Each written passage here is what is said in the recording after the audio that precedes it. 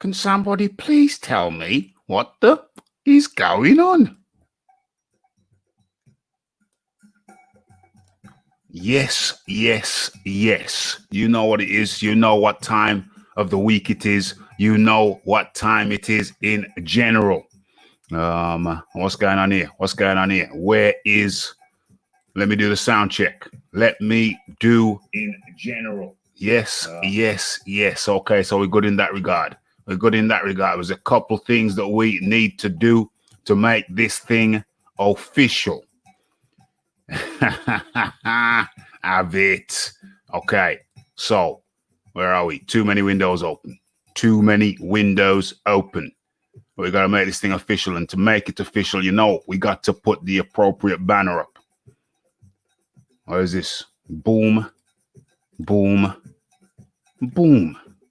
Okay, now it looks more respectable. Now it tells you what is actually going on, and let's make it even more special.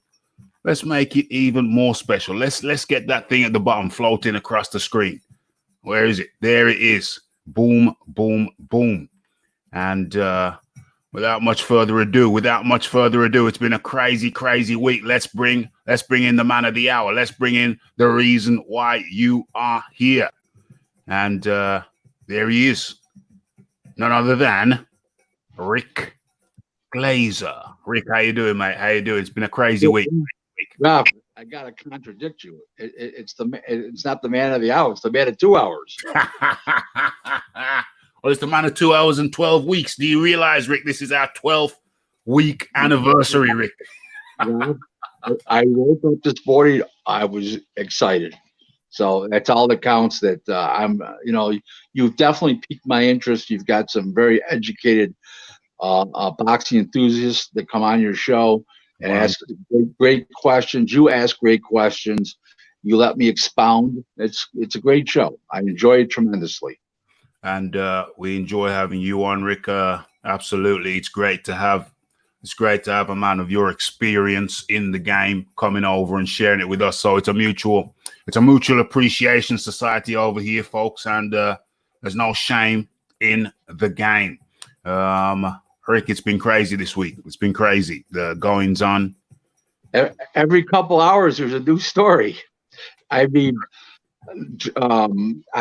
the situation with Oscar De La Hoya when they put my tweet up there on their interview, and they talked about what I had mentioned, and they read my tweet, and then Eddie Hearn and Lou DiBella and Amanda Serrano fighting over the Taylor fight, about the Taylor fight. Then Jarrell Miller fails the drug test. It's just been every day. There's, the Wilder and Fury are fighting for the third time, December 19th. Mm-hmm.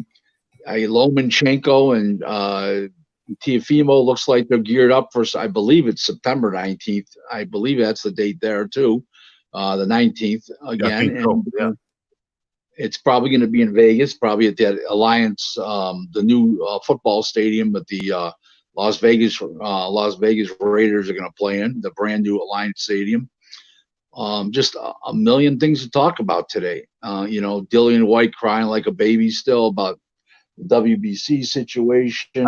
The autopsy, the reputed autopsy of about Deontay Wilder's brother Marcellus announcing he had an autopsy. Autopsies are for dead people, not people that are alive. I'd be a little confused on that one. YouTube tried to spank me for that. I wrote the exact words, which were Marcellus's words, which we are officially live, so the notifications are going out now. I wrote the exact words that Marcellus said, and they gave me a warning. Because the autopsy suggests that he's dead, but I'm not the one who made the suggestion, for goodness sakes. I was quoting the man's words. What the hell? Right, and autopsies when they're dead. Okay. I know. I don't understand what he's referring to when he says a thorough examination or something like that he may have had, and he may have a lot of medical testing, but it surely wasn't an autopsy. An autopsy is done by a coroner. Yeah. I'm sure it wasn't done by a county coroner, and I'm sure it wasn't an autopsy. It might have been an inquiry. It might have been, deep in intensive testing, thorough testing, multiple tests, but it definitely was not an autopsy.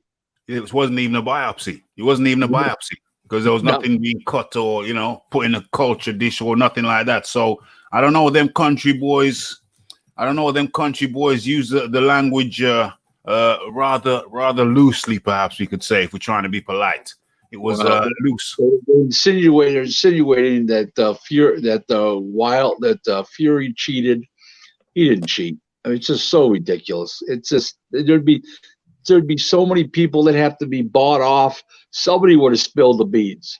You know what I'm saying? Ridiculous. It's like a casino. The boxing commission's like a casino. Okay, they got the stick man. They got the box man. They got they got the table boss. They got the pit boss. Okay, and then he's got a boss, and then they got the eye in the sky looking at everybody, like the movie. Yeah, and everybody's watching everybody. Everybody's watching everybody, right? Okay, it's the same thing with the commission.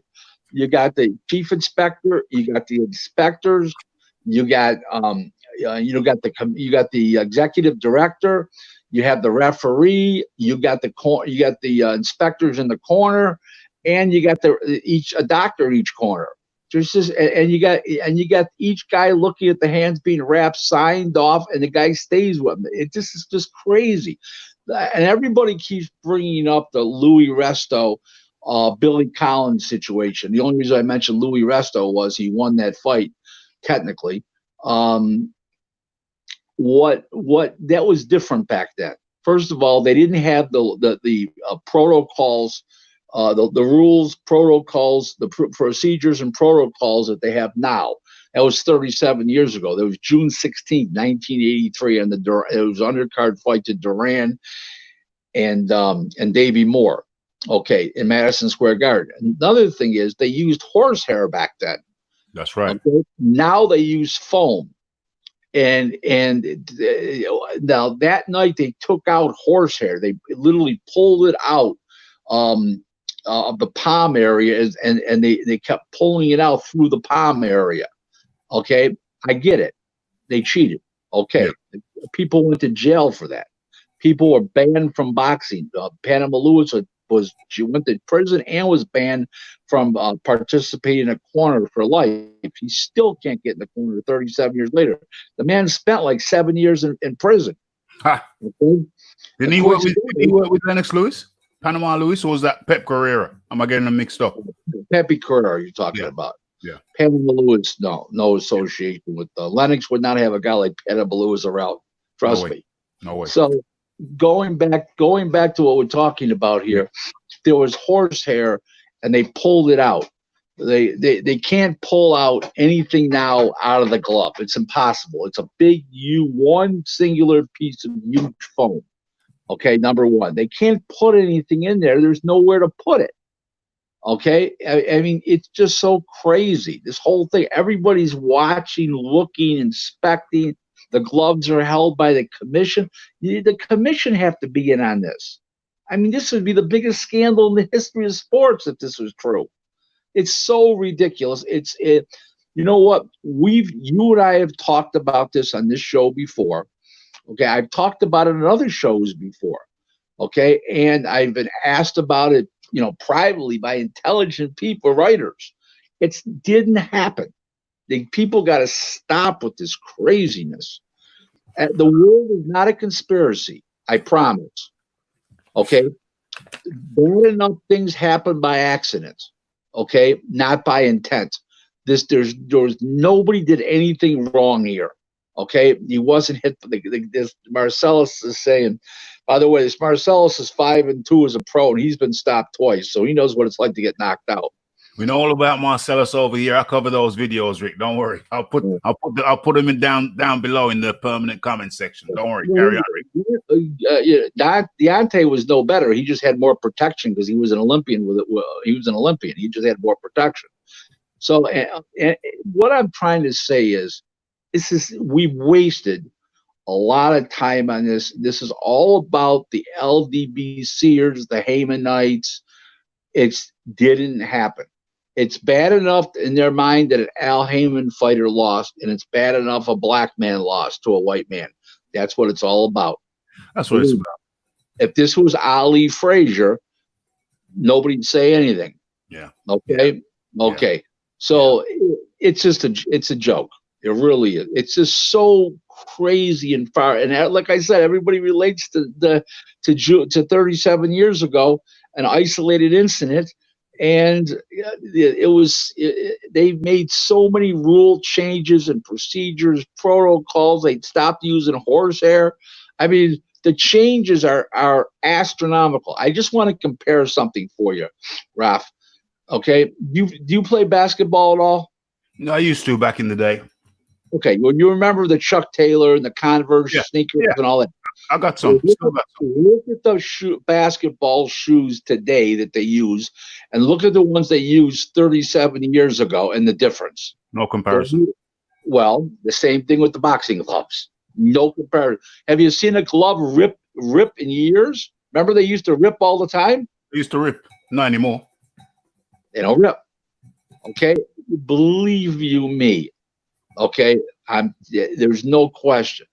This is one thing nobody talks about. Okay? And I'm going to tell you what it is. Okay? And I feel it's been the cause of possibly some injuries, not because I'm scientific, just because I have a hunch on this from experience. Okay? Sweat runs out of a man's hand. It's all wrapped up. It runs down his arm. The tape and the gauze get wet from the sweat. Okay, and they're accidentally hardening and making the inside of the glove where the tape is and gauze much heavier. Okay, I've always felt that that's a possible cause of potential permanent damage to a fighter. I'm not saying it happens all the time when it does happen, but that could be part of the reason why fighters are suffering head injuries. Yeah. Okay, I've always believed that. Okay, I think a little bit out of the box. I may be wrong. Okay, but you may be right. You may be right. I may be right. Correct. Correct, because I've actually put tape and gauze on my hands and sweated, went into a sweat box, a steam room, and the sweat literally came down my arm and loaded up the tape and the gauze and made it wet and hard. So there you go. I've tried it myself. Yeah, and now we're talking about the tape. We've had some conspiracy theorists over here, Raphael Dawkins Combat Radio, and are you familiar? You may not know him. You probably won't know him. He's not a boxer. He's supposed to be a tape man. Are you familiar with the name of Jorge Capitillo? Of course. Trainer, cut man. Oh, yeah. No, okay. I know. Father and son. There's two of them, junior and senior. But they don't call each other junior and senior. But they are junior and senior. There's two of them, older and younger. Okay, so we've had some conspiracy theorists over here, Raphael Dawkins Combat Radio, and one theory that was put forth is that Jorge, I don't know if it's senior or junior, but Jorge Capitillo, apparently he sells gauzes that when they get wet, they toughen like concrete. Well, it happens to all of them. It happens to every single gauze. When it gets wet, they harden. It's not him selling a particular hand wrap that hardens. They all do. Right. I don't care who's selling it. I don't care what you're paying for it. They harden. Okay, it's a fact. They don't harden like hard. They absorb all the sweat and fluid, and it stays on it, and it makes it harder automatically. It's not like a chemical reconstruction of the wrap.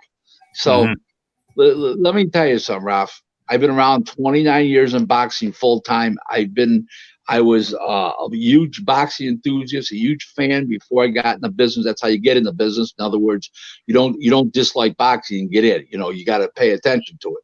Well, Yeah. I paid attention to all those years. Believe me, I know my business. I gave you that line one time. I'm gonna use it again. You know what the hooker said to her customer? Stop pulling out my ears. I know my business, and nobody's pulling the wool over my eyes. I get it. Yes, yes, yes. So it's crazy. It's absolutely crazy. It's gone haywire. It's got so serious now, Rick. It's got so serious now that the El Capitan of the WBC has had to come out and make an official statement on Glovegate. The thing just won't go away, Rick. It won't go away. It doesn't exist. It only exists in LDBCers' minds and Hamanites' minds and the Agenda crew, which are the three groups of people that are intertwined, that are all the Hamanites and, a lot of racist people there. And it's just the way it is. They all claim I don't know anything about boxing. I'm a phony and a fraud and everything else. I've been 2 Hall of Fames. I'm an elector at the big one at Canastota. I'm not in yet, but pretty much I'm on my way. Bunch of years from now, but I don't know what more I could do to do. I mean, I've been in the business. A long time and got great credentials. All the power brokers know me on a first name basis, but I'm a fraud and a phony. I don't know nothing about boxing. It's great. Even Roger Mayweather told Stevie Forbes and a bunch of other fighters, but Stevie Forbes in particular, former world champ, Rick Glaser, he knows boxing. So there you go. And if Roger didn't think anybody knew boxing, but the Mayweather family. So that's a real compliment coming from a guy who threw compliments around like manhole covers. You know what they say about opinions, Rick? Opinions are like a-holes. Everybody's got one. It's as simple as that. People's opinions don't mean diddly squat necessarily. So you can't really watch. People can say anything. Somebody told me the other day that Rafi, nobody knows you. But yet behind the scenes, I'm talking to some people who are. I'm talking to world champions. I'm talking to ex-world champions. I'm talking to promoters. I'm talking to everybody. So I would say that about you, Ralph, because your show's really catching on. People are talking about it. More people are watching every week. Yeah. And I wish I could just say it was my show they're watching every week, not your other one. Well, it's so the point I was trying to illustrate was that people can say absolutely anything and it makes no sense. The guy who was telling it to me, I just had to laugh. I mean, some things are just laughable. Say whatever you want to say. Opinions are, we know what opinions are. Okay, so let's get on with the show. I don't know which element we're going to touch on next. Okay, hello. Let's go to the Oscar De La Hoya Ryan Garcia situation. Let's do that. So they posted my tweet up on a YouTube video. Yeah. And they proceeded to talk about it. I'm totally agreeing with Oscar De La Hoya. Garcia is out of line.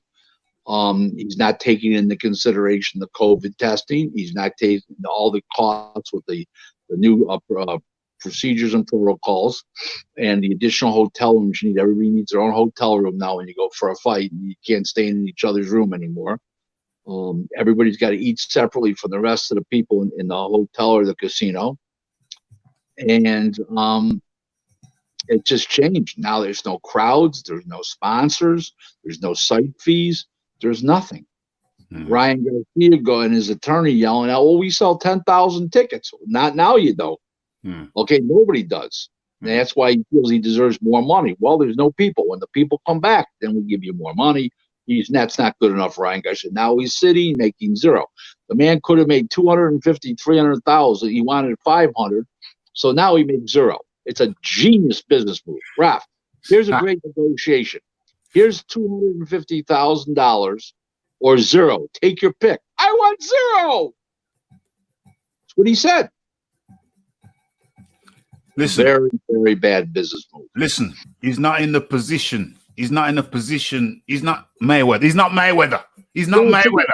Mayweather. He's comparing himself to Devin Haney, Javante Davis, Teofimo Lopez, which are young guys that are making $1 million a fight because they hold their world title belts. He's not at that level yet. He's still a prospect, a world contending prospect. He's no world champ. He don't have no belt. He's out of line. There's nothing that anybody's going to say to me to change my mind on that. I know numbers. I'm in the business. I'm not in the sport. I'm in the business. I'm sorry. I'm in the sport and the business. I know the numbers, and he's completely. I'm unequivocally with Oscar De La Hoya on this. And Oscar and I don't agree on a lot, by the way. This is one time we definitely agree. 100%. 100%. We're talking about little Garcia there. What's his first name? Little Garcia. What's his name? Ryan Garcia. Ryan Garcia. Ryan. We're talking about Ryan Garcia. Ryan Garcia is sitting it out. He doesn't want to. He doesn't want to take the 200K he's been offered, which apparently exceeds his minimum.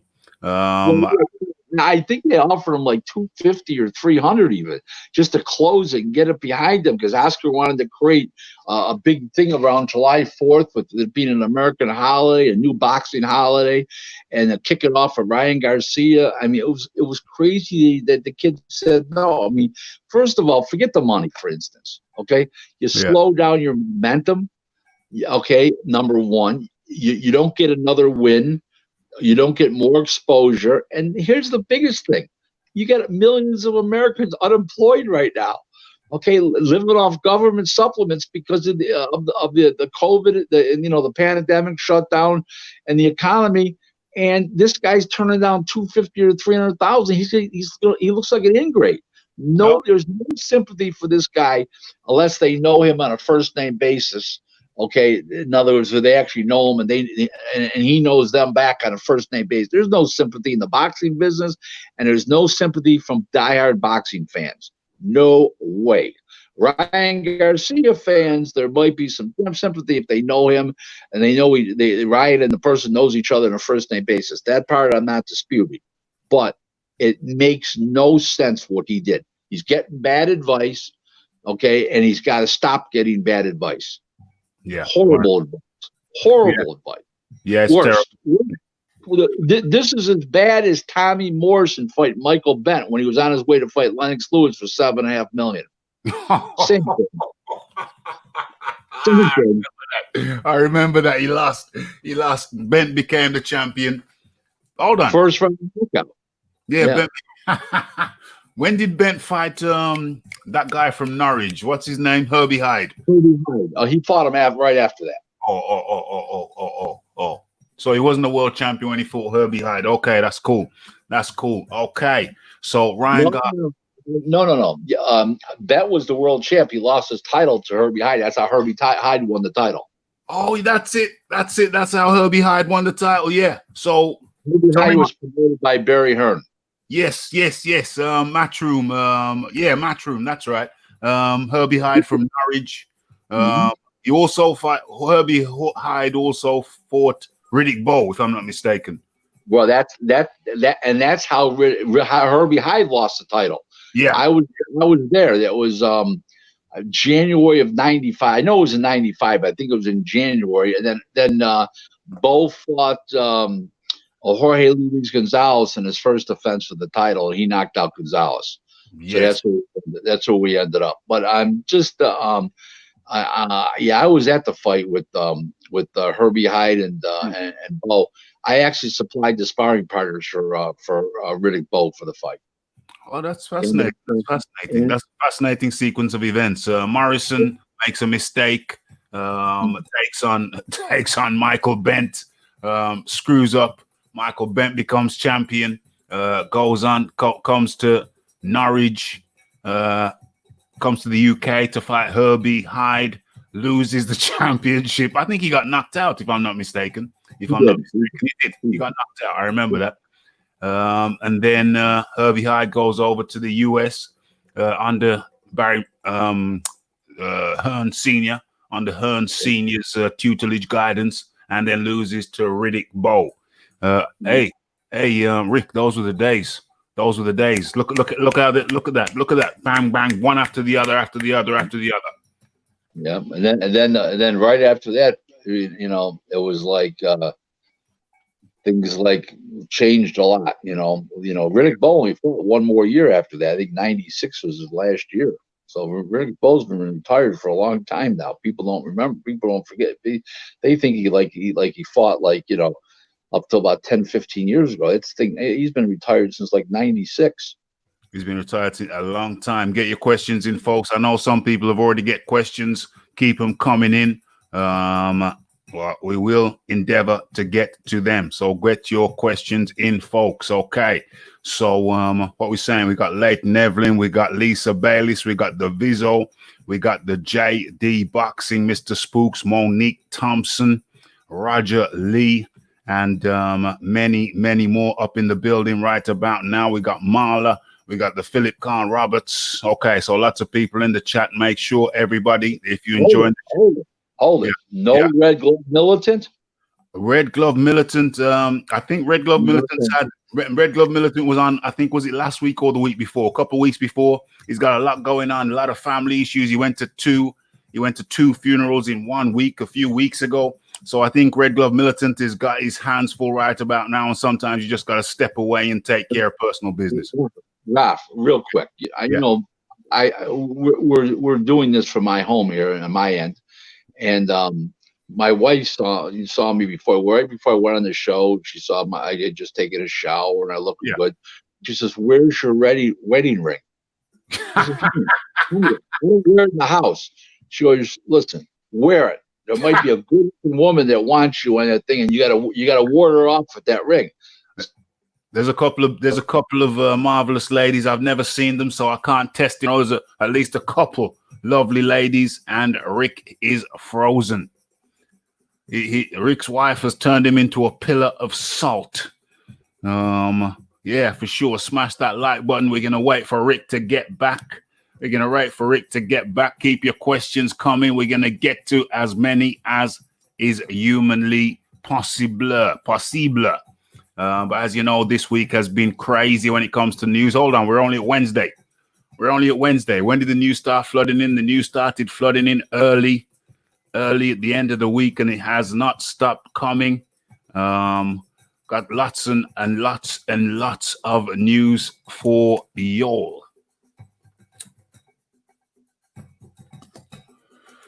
Okay, and while we wait for Rick, Ruben Guerrero has joined us up in the building. Yeah, smash that like button, peeps. Smash that like. What was that? Philip Carl Roberts says Herbie Hyde versus Bowe was a mismatch, a real heavyweight against a bloated cruiserweight. Yeah, well, that was Herbie Hyde for you. That was Herbie Hyde. Hold on, has Rick got the link? I'm sure he knows what the link is. Let me just put it in there again. Boom, boom, and boom.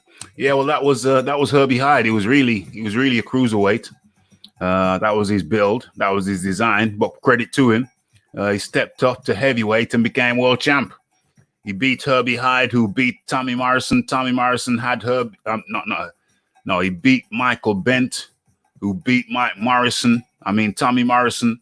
Michael Bent, the English guy, fighting over there in the US, and beat Tommy Morrison. Tommy Morrison was in line for what, 7 million or 10 million to fight Lennox Lewis. Oh, who's this? Who's this here? Oh, we've had an interesting comment. Ned Gustavo. Shame we can't see it up here. Shame I can't highlight it. It's over on the YouTube section. Where is it? Yo, Ned, type what you typed in again.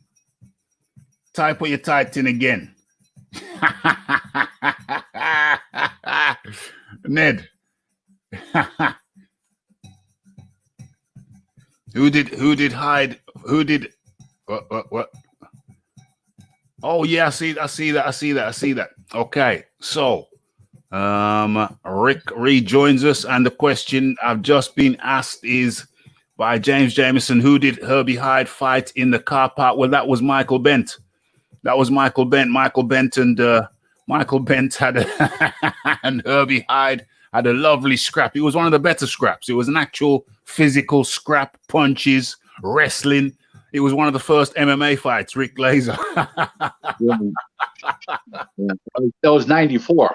That was how long ago that was. 26 years ago. And I watched that. On World of Sport. I watched that on World of Sport, or was it Grandstand? World of Sport was the independent television channel. Grandstand was the BBC. Herbie Hyde versus Michael Bent in the car park. That was funny as hell. Rick Glaser. Oh, sorry. I just have to address somebody. Where is he? Here he is. Raf, why are you ducking BFTB, you liar? Well, you fool, Ned Gustavson, you imbecile. You're an imbecile and a fool. If you type in BFTB and Raphael Dawkins, you will see there are a number of our encounters on this very channel. So I suggest... Who's FTB? He's one of the leading crazies over there at the LDBC. And Ned Gustavo is suggesting I've ducked him. I've gone over to his channel. I've debated him on his platform. And I've recorded our encounters, most of them, right here on Raphael Dawkins Combat Radio. So if anybody wants to see those highly hilarious videos, because it was just hilarious to me, I turned it into a comedy fest. I suggest. Is that the guy, the barber guy? Is that the barber shop guy? No. He's crazier. He's crazier than him. He's crazier. I suggest you erase his name from your memory, because if you go over there, you might get to an aneurysm, and we don't want that. So I suggest you stay as far away from that guy as possible. But I went over there and I made it comedy hour. Whooped him, beat him on his own channel.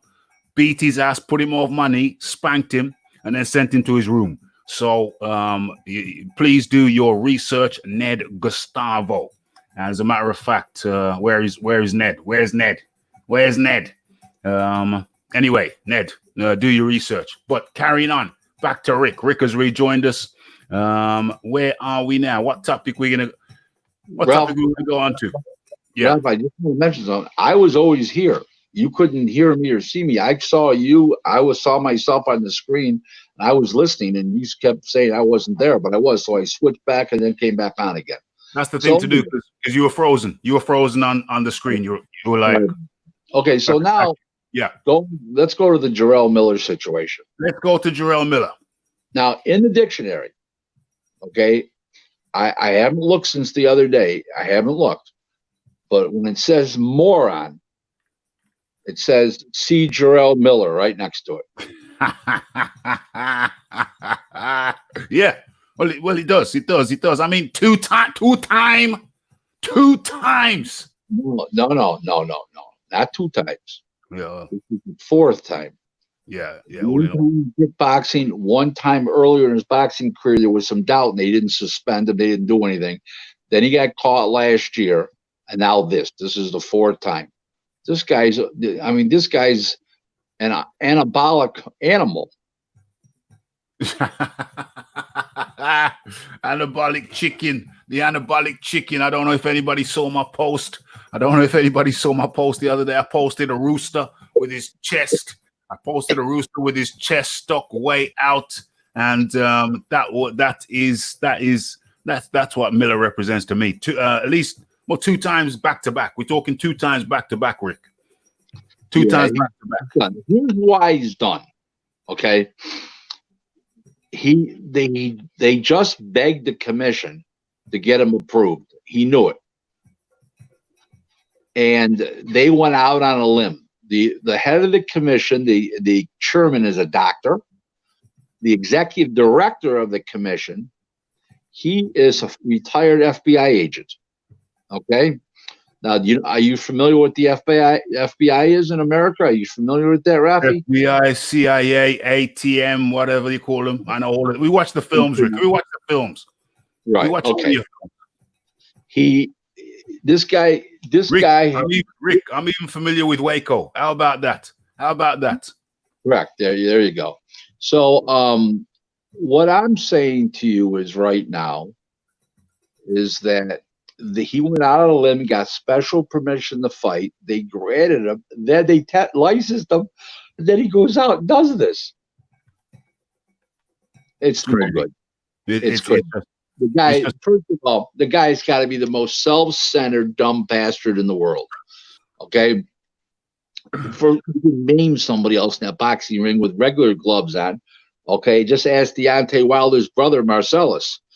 And you got a guy now who's got performance-enhancing drugs. Now, the argument was now, there are no Jarrell Miller fans, but the certain people that are sticking up for him are saying, well, they weren't steroids, so it wouldn't help his strength. That's not true. It's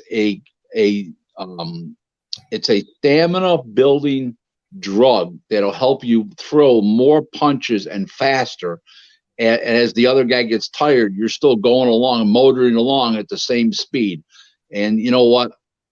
You know, that is dangerous. Okay, it's very dangerous. It's very dangerous. It's very yes, that FBI. Yes, we're going to address that FBI. Yes, that FBI. I thought you was CIA. You CIA. J. Edgar Hoover was CIA. He was FBI. Oh, that's okay. why the mafia. That's why he kept telling America there was no mafia, because they had pictures out of him. They were blackmailing him. They had pictures of him in very compromising situations. Yeah, He was compromised by the mafia and Meyer Lansky.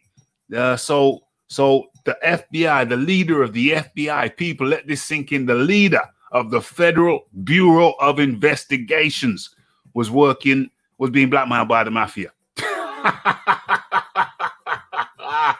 Unbelievable. Absolutely bloody unbelievable.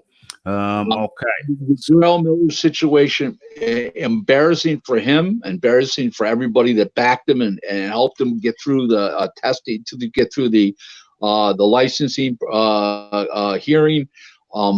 Just everybody. Embarrassing for boxing. You know, good. Yeah, embarrassing for boxing, but more so embarrassing for his damn self. I mean, to be honest, Rick, how would you feel? I would have to go for a long walk in the countryside for like about a few weeks if I had lost out on 9 million for the first fight, because that's at least 6-7 million for the fight itself, and then the bonuses. He was supposed to get 6 million, but that's beside the point. No, 6 million. Let's work with the numbers. 6 million. He's supposed to get 6 million. Sure. Potentially get more from Sky Sports for bonuses. Let's take that to. Okay. Let's keep it as a flat 6. But hear me out. After the flat 6, he was going to get 2 more fights if he lost. 2 more fights with the zone. That was contractual. Each fight was going to be 1.5 million. So that's 6 million plus 3 million. So he lost a minimum of $9 million. He walked away from $9 million because he had all that shizzle up in his veins. Now, if I lost out on $9 million, Rick, I would have to go for a long walk in the woods, and it might take me some time to come back, because I'd really have to sit down somewhere and reflect on where I went wrong. And yet, this guy comes back, and you get a second chance. You get a second chance or a third chance, fourth chance, whatever it is, and he comes back and he does the same damn thing again. Rick, you're gonna have to talk for a second. I've seen a fly. I can't let it get in my drink. I'm gonna have to get a cover for it. I'll be back in a second. It's crazy. I mean, it defies reasonable common sense. It defies any lack of intelligence, and it's so selfish. Okay, and it's so disrespectful to the sport and the competitors. And anybody who bought a ticket to watch this guy fight, or paid to watch them on the zone. This is an embarrassment. Okay, I always laughed about the fact that Evander Holyfield was called the real deal when the guy was pumped up on steroids. So how could he be the real deal if he was pumped up on steroids? I'm still trying to figure that one out many years later. So listen, James got a great question. What happened with Marcelo's failed test? He failed. Yeah, that's what happened with failed test. It was a failed test. They basically ultimately never. They wouldn't say what it was. They wouldn't say what it was for. I did my research. I did videos on the topic, and the Athletic Commission refused. They declined to say what was the drug that he failed for. We speculate that it was recreational. It's implied that it was recreational, but they simply refused or declined to specify what kind of drug it was. So that's what happened. That's what happened with that. It was 6 months ban. Yeah, you know what? He wasn't going anywhere anyway. He couldn't fight a lick. So he's exactly where he's supposed to be, a cheerleader for his brother. The brother supposedly with brain damage. Had the autopsy. You know, that brother had an autopsy, but he's alive. Mm-hmm. He's a guy who's standing there on 2 feet that gets an autopsy. I've never heard of getting an autopsy. That's a first. That's a first. That's a first for the Wilders. The Wilders introducing new things into the game. And as we move on, I know there's been quite a few questions in here that, if you're asking a question during an answer, then if you keep it there roundabouts the topic matter, then I can insert that question during that topic. But if it's a totally different topic, then obviously I'll have to come back to it. Okay, so let's look at what's going on in the chat. I always said that Miller had been on the Peds. Yeah, so the chances are that Miller's always been. Let's talk about this aspect then. It seems to me that people are talking about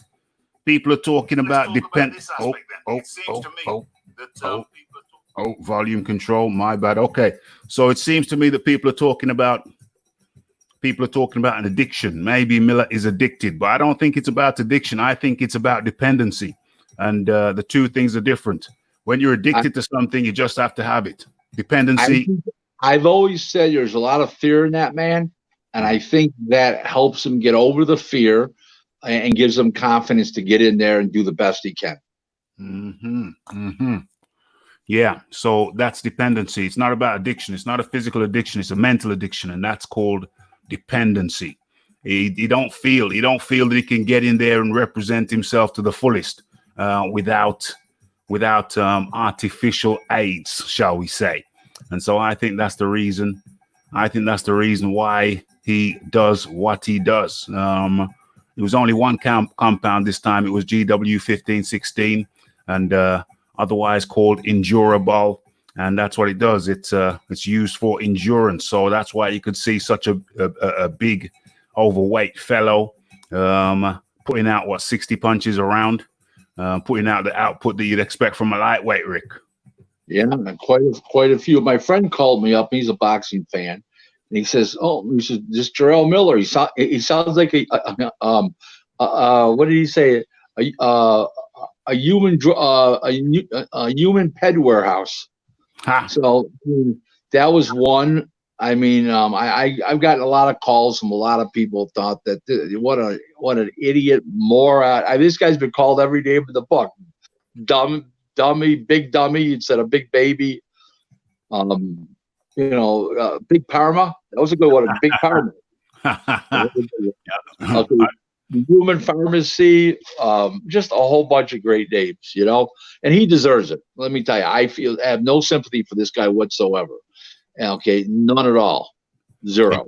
He climbed the boxing ladder and made dollars against lesser opponents where testing was minimal. There is no way a fat idiot like him could sustain that sort of pressure without PEDs. That's well said. Very well said. Thank you. That's well put. And apparently, Jay Prince. Yeah, that's Jay Prince is his manager. So that's correct. Apparently, Jay Prince gave him an advance. I don't know if Top Rank gave him advance, but it said that Jay Prince gave him an advance, and he ain't gonna get a return on that advance for a while. What do you know about James Prince in boxing? James Prince is in boxing now. What do you know about? Hold on, James Prince is in boxing for a while because he was involved with Mayweather. Yeah, and he's involved with I barely know him. I say hello to him. His guys, his front guys, Antonio Leonard. I say hello to him. Yeah, they say hello to me. That's it. We just keep it simple and we keep it moving. Keep it simple, keep it moving. That's Jay Prince. He was involved with SOG as well, wasn't he? Not was he not SOG?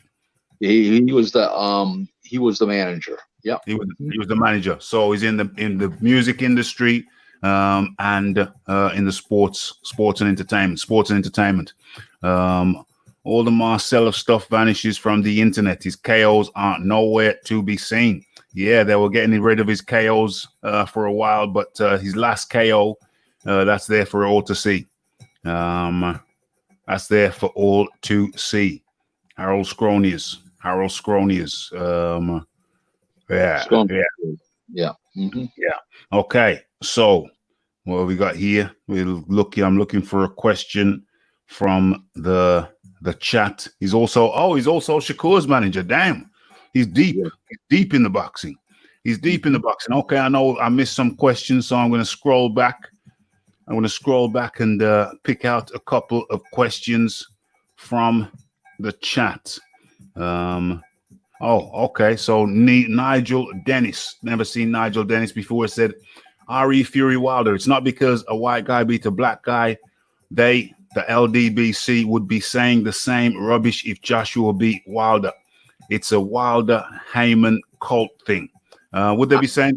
Really, I agree with that. Yeah, I agree with that. But a bunch of those guys are very, very, very racist.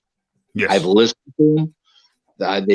I've been on talk shows that they've been on, and they're complete racists. Yes.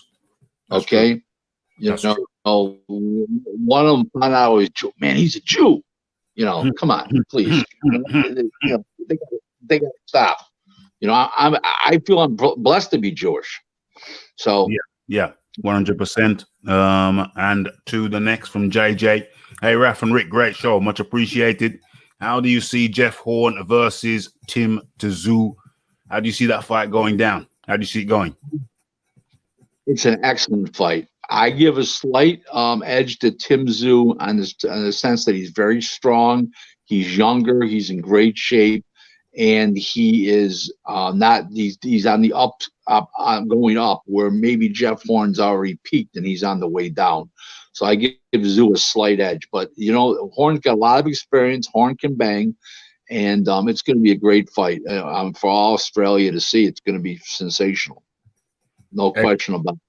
Excellente. And we've got another question here from Mr. Spooks. Again, what does Rick think of Luke Campbell versus Ryan Garcia? It's been ordered by the WBC. Has it been ordered? Luke, yeah, today it was. Luke Campbell is not. He's not beating Ryan Garcia, even if it's in England. Ryan Garcia is too tall, too fast, too powerful, too young, strong as death, and I just don't see Luke. Luke Campbell's a good fighter, but he's not beating somebody like that. He didn't beat Lomachenko. He's not beating these kind of guys. No way, no. Just not doing it. I would have had a different career path for Campbell. I would have made him a local a UK attraction, left him over there, and eventually fight for the title. But keep the whole thing going and going and going. And Eddie just keeps throwing the guy in. I don't, maybe Eddie didn't do his job and developing him into an attraction. I don't know, but I would have had a different game plan for him for sure.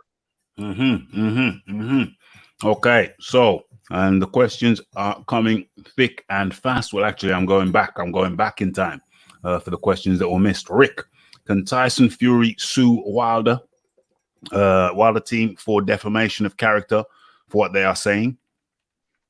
You know, that's an interesting point. But here's the problem. It's never come out of Wilder himself's mouth. It's never come out of Shelley Finkel's mouth. It's never come out of Al Heyman's mouth. Al Heyman doesn't talk at all to people.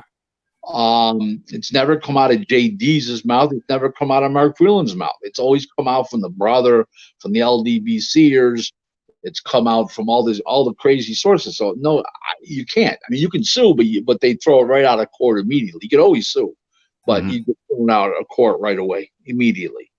Why would he get thrown out of court? Because Wilder's never said anything. The managers never said anything. The trainers never said anything. The other managers never said anything. The advisors never say anything. It's always all these LDBC people and all these crazy people. The brother's not Wilder. He's not on the team. Doesn't have an official. Just because he's his brother doesn't have an official position with the team. He's not recognized as a trainer. He's not the manager. He's a nothing. He's a puke. So no, they can't. You know, they can sue, but they'll get thrown out of court immediately. Yes. It was a rich match, a real heavyweight. Yeah, we already went through that question. Yeah, so yeah. It's funny thing. He wasn't a bloated cruiserweight. He was just a very small heavyweight. There was no fat on Herbie Hyde. He was just a very small heavyweight.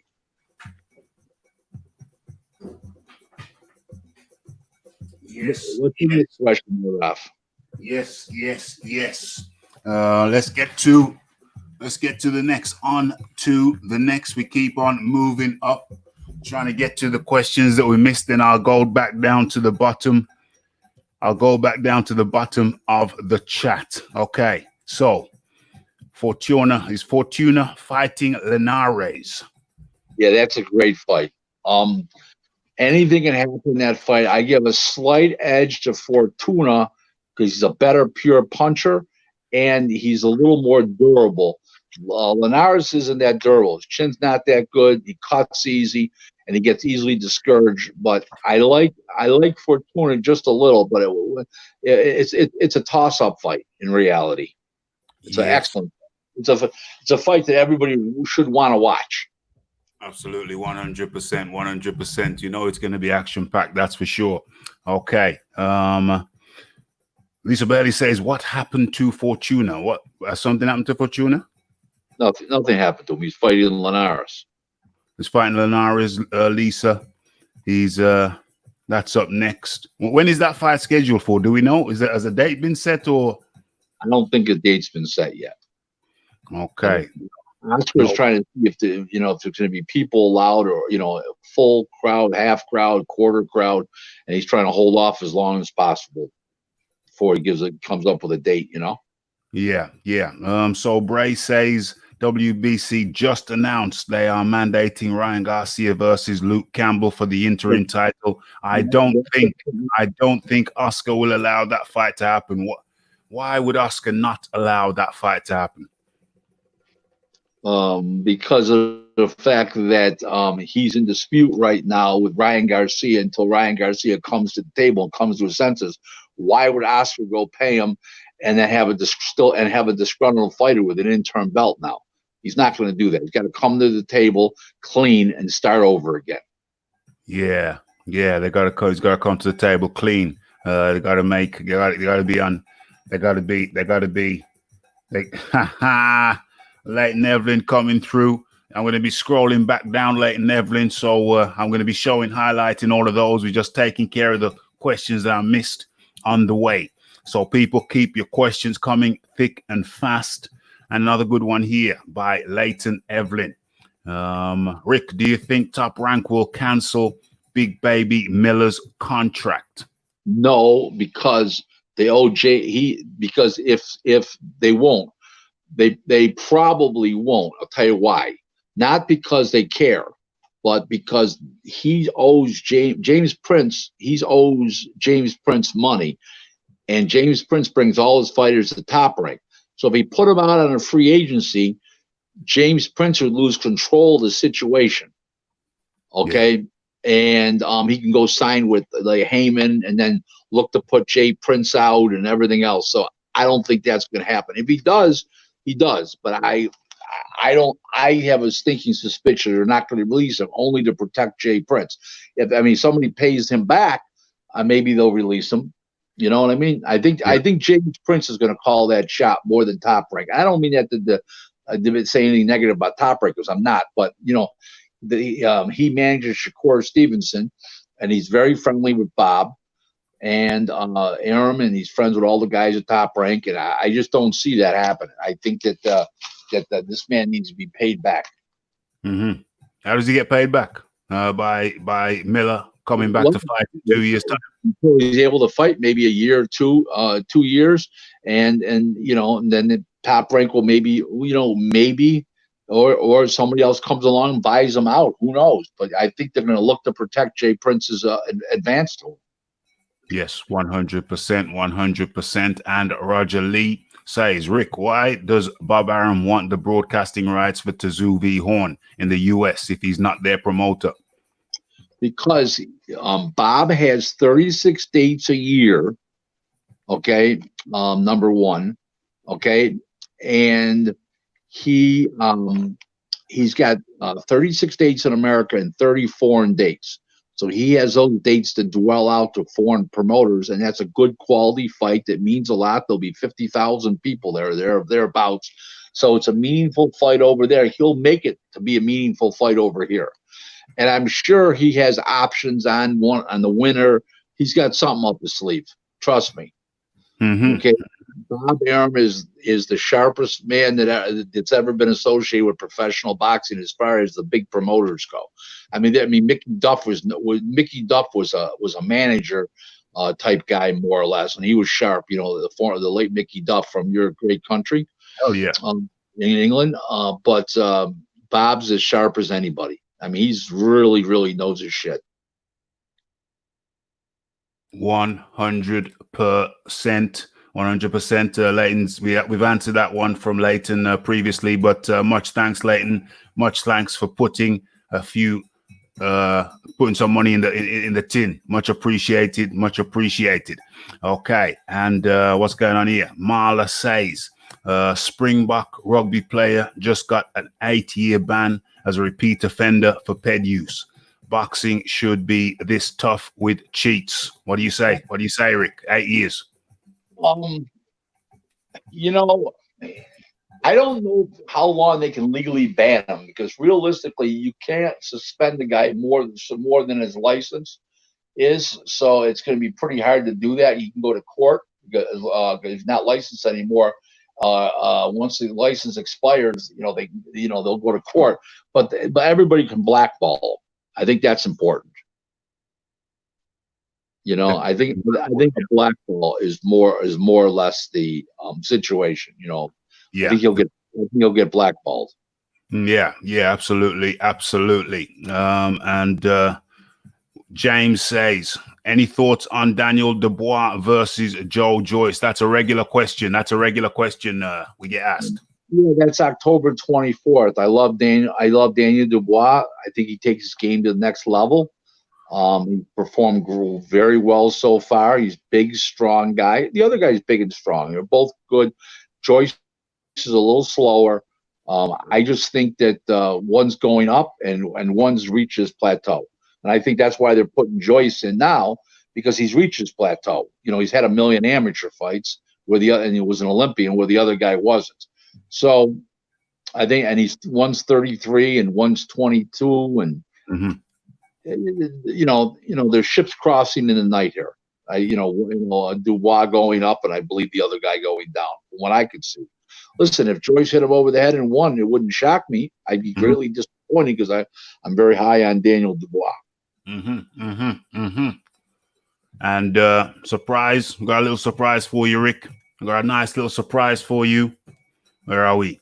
Yes. The red glove. Man. He's up in the area. I was asking about you. Where are you? Yeah, we was just asking about you. We just mentioned your red glove. Good to see you've come to the place to be. on a Wednesday night on the interwebs is if anybody is anywhere else, how dare you? How dare you? My man in Tampa. Yes, indeed. Yes, indeed. Okay, as we move on, Big Boys Boxing is up in the building and says, can Campbell beat Haney? No. No prayer. No. No prayer. Zero. Okay, so Kuzmin v. Bacoli. Who you got, Rick? What fight? Kuzmin versus Bacoli. They're both B fighters. I don't know. Yeah. Bacoli can punch. Bacoli can punch, and the other guy takes a pretty good shot. But Kuzman's lazy, so I like the African. Yeah. The African who is currently the African Scotsman, lives in Scotland now. So is the African Scotsman in Bacoli. When did I last see Kuzman? Did I last see Kuzman getting beat by who's that short guy? His dad used to be a boxer as well. Mike Hunter. Michael Hunter. Yeah, but that's a different style than Kuzman.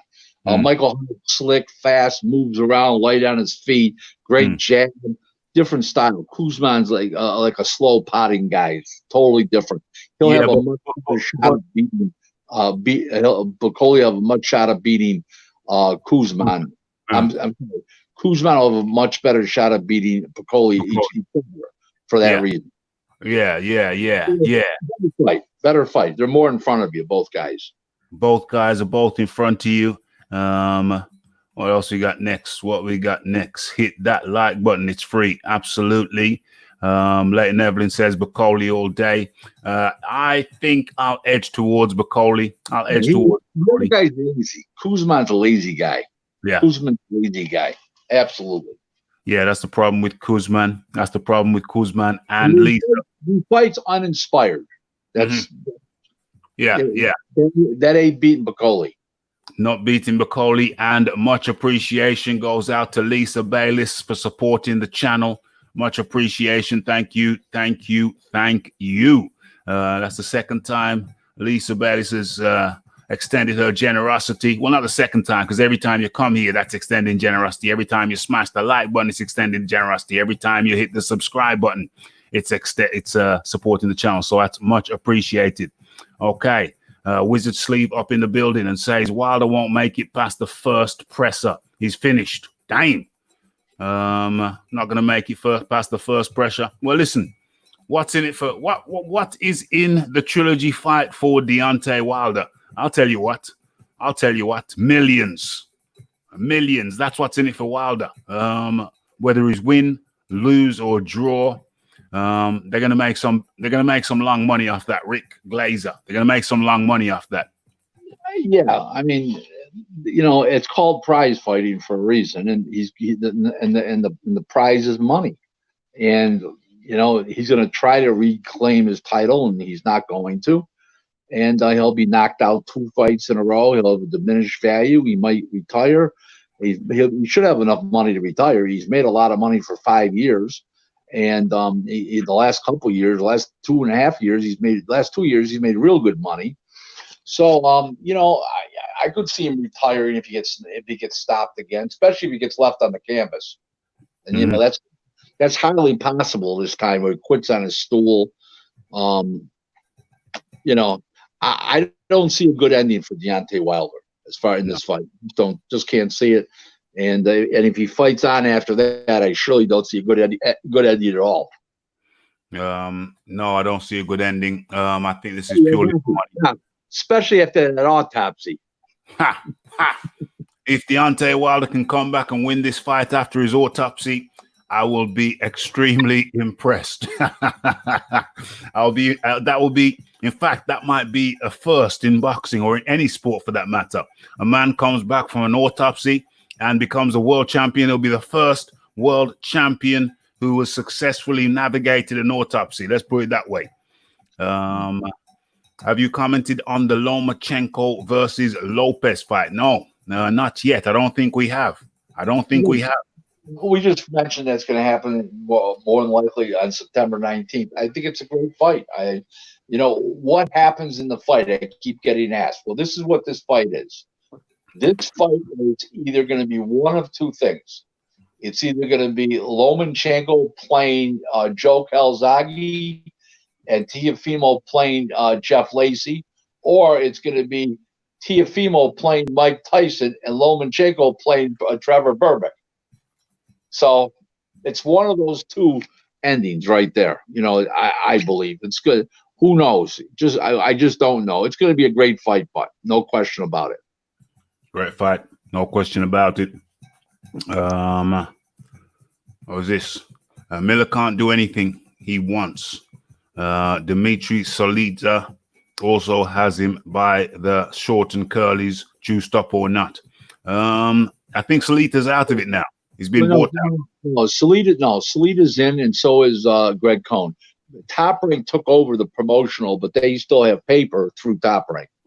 Oh. So if they released them, the paper would go back to Cohn and Solita automatically if Top Rank released them. Okay. I get that. So Solita still has a hand in the pie.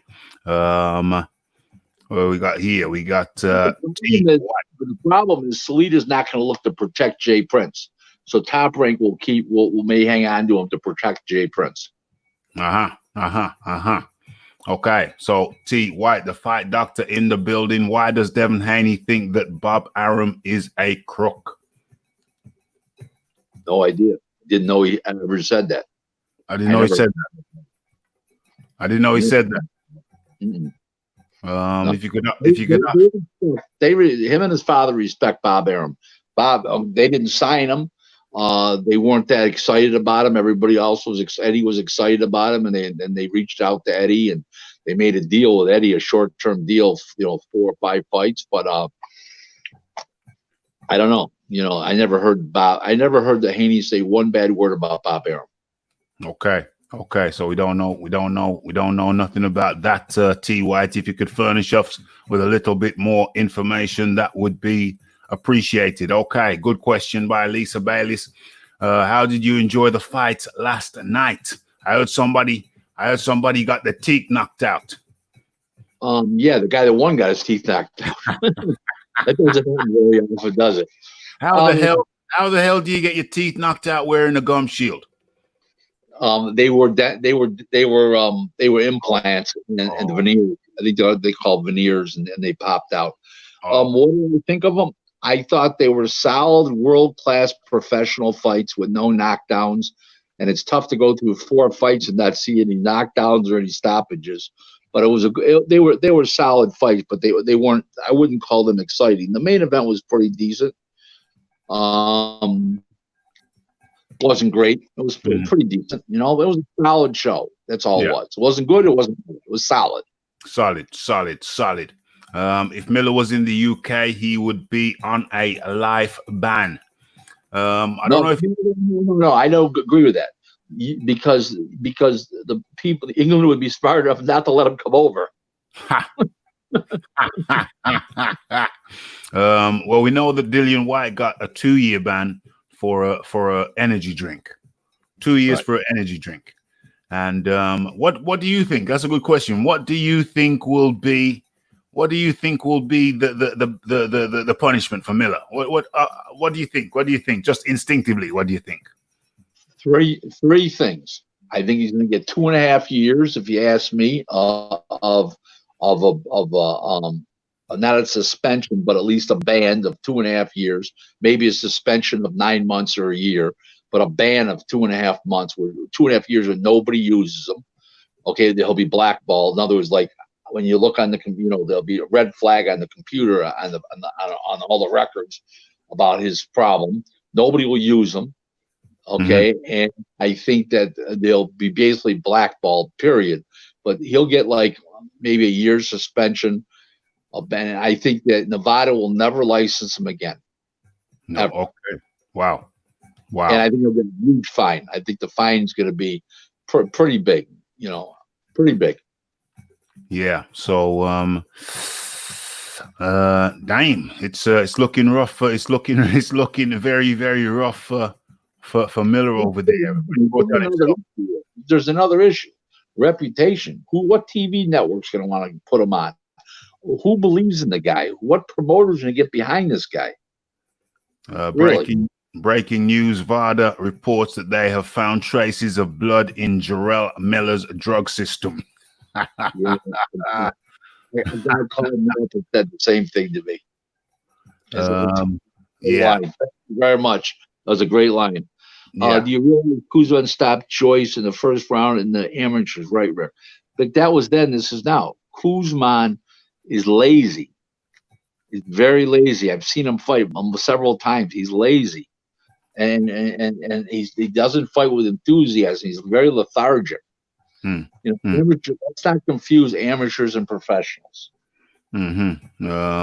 Okay. So what we got? Who do you think wins a fight between White and Povetkin? I think White does now. Yeah. Povetkin's about 40 years old now. I mean, that was then. This is now. 5-6 years ago, I would have said Povetkin. Now I'm going to say White. White. Here's the good thing about White.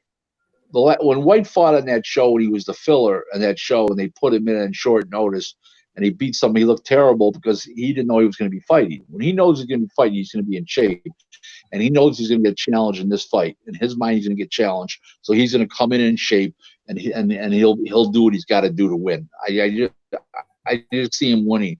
I don't think this is any different than a Joe Parker fight. Yeah. That's what you're saying. Lisa Bailey says, I just saw Michael Hunter is leaving Matchroom. Where's he going? I never heard that. Where's he going? Is this new breaking news? Is this breaking news? Is this breaking news, Lisa? You're welcome, Raphael. Much appreciation, Lisa. I don't know. Let me look here. Let me see if it's anywhere. Yeah, have a quick look. Have a quick look as I scroll through. I've never seen that. I don't think Michael Hunter is going back to friggin' Al Heyman. I hope he's got more brains than that. Okay, hold on 1 second. So let's see. I think he should have more brains than that. If he's leaving Matchroom, I'll be curious. I'll be very, very curious to know where he intends to go. That'd have me curious. Rick, if Wilder loses to Fury again, if Wilder, well, I'll answer that question. Here, Michael Hunter enters free agency as Matchroom Boxing opts not to renew contract.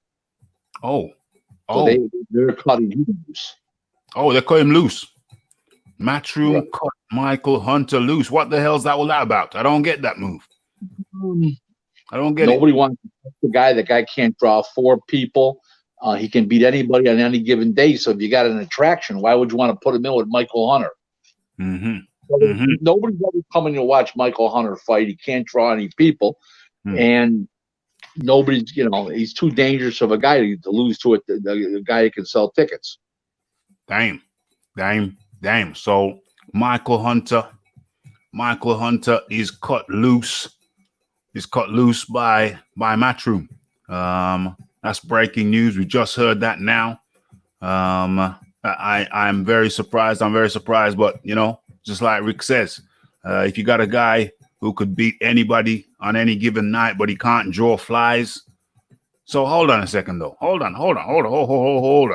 But can you not use such a character? Can you not use him? Is he not? What? You got big attractions in Joshua White. Who else he's got a whole bunch of heavyweights that are attractions. What would you want him for? So they can beat one of your guys. What are you gonna do? You're gonna play. He doesn't draw any people on the zone. He doesn't draw any people on pay-per-view. What are you gonna do with him? So he's got a lousy style to watch. Is he a good fighter? Sure he is. Jimmy Young is a good fighter. He didn't have any fans. Hold on though.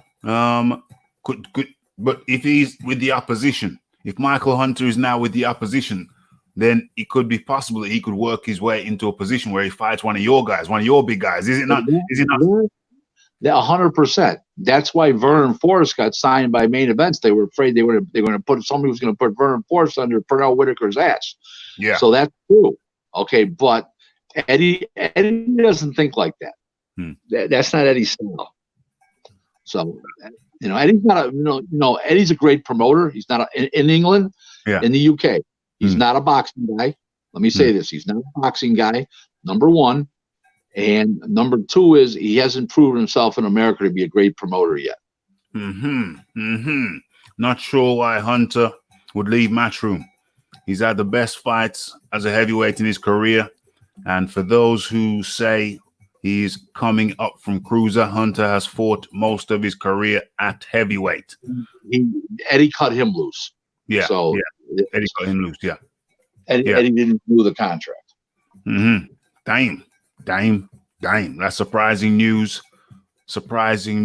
Exclusive. Thank you for that, Lisa Bayliss, keeping us updated with the news that comes up after we have gone live. You can't ask for more than that. Much appreciation to Lisa Bayliss for that one. And where are we here? It's Lisa Bayliss. She said, I saw the headlines in a video.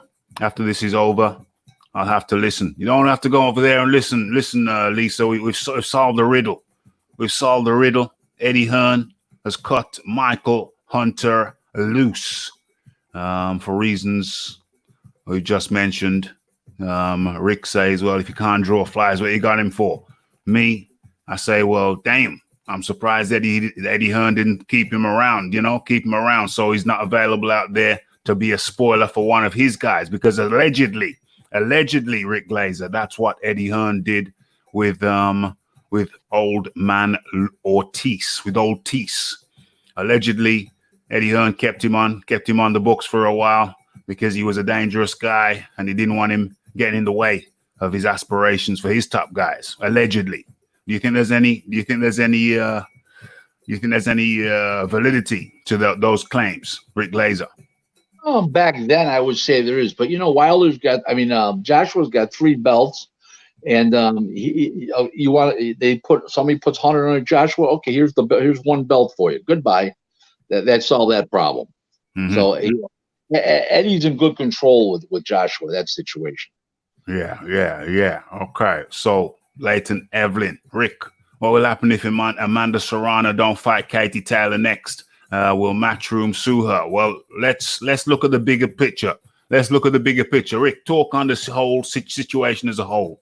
The Serrano versus Taylor. She signed the contract. It was before the COVID, and it was to fight in front of a big crowd. Now there's no people. Lou DiBella tried to cut her money to get him so he can make more money himself and rip his fighter off. As far as I can see, what I believe, I'm not sure, but that's what it sounds like. I'm not accusing Lou of doing anything dishonest because he normally does things that are so dishonest. So who knows? But I would definitely say that Eddie can sue as much as he wants, but we have different laws in America than we do in England. I will say that. And it'll be tough for Eddie to win a lawsuit over Amanda Serrano here in America. So what happens? As Serrano got to take it, I think they'll come to an amicable conclusion once the crowds come back. I think they'll fight and she'll get big money, and then it'll be done. But I think that she's going to wait till the crowds come back. Well, apparently she don't have to wait, because apparently there was going to be a cut. Eddie was intending to he did float the idea of cutting the purses with a fight still going on, but apparently what's happened is Katie Taylor has made up the shortfall, or what was going to be the shortfall, out of her own purse. So as it stands today, it wasn't just the money. She wanted to fight in front of a crowd. She didn't want to fight in the studio.